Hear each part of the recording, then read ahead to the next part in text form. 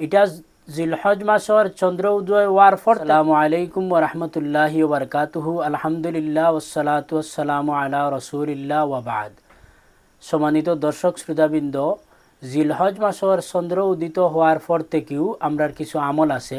এর মধ্যে থেকে একটা আমল আমি আপনারা জানাইমু। আমরার মধ্যে তাই যারা কুরবানি দিবা এরা এই আমলটা করবা। এই যে হাদিস আমি পড়িমু মুসলিম শরীফর 1977 নম্বর হাদিস। আন উম্মে সালমাতা রাদিয়াল্লাহু তাআলা আনহা আন্না নবিয়্য সাল্লাল্লাহু আলাইহি ওয়াসাল্লাম قال إذا رأيتم هلال ذي الحجة وأراد أحدكم أن يضحي فليمسك عن شعره وأظفاره। উম্মুল মুমিনিন হযরত উম্মে সালমা রাদিয়াল্লাহু তাআলা আনহা থেকে বর্ণিত, তাইন ফরমাইন, নিশ্চয় রাসূল পাক সাল্লাল্লাহু আলাইহি ওয়াসাল্লামে ফরমাইছেন যে সময় তোমরা জিলহজ মাসের চন্দ্র দেখবাই আর যারা কুরবানি দেওয়ার ইরাদা রাখো, তোমরা তখন থাকিয়া তোমাদের চুল এবং তোমাদের নখ কাটা থেকে বিরত থাকো।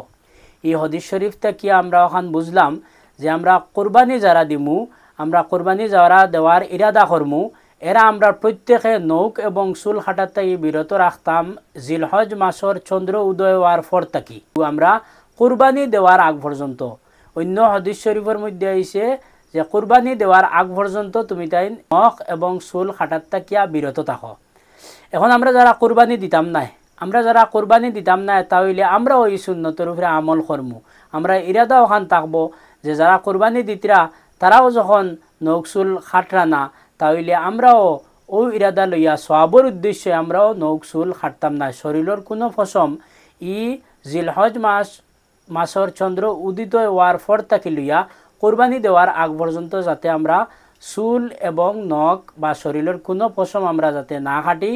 জিলহজ মাসের ফজিলত সম্পর্কে আমি ধারাবাহিকভাবে আলোচনা করার চেষ্টা করমু।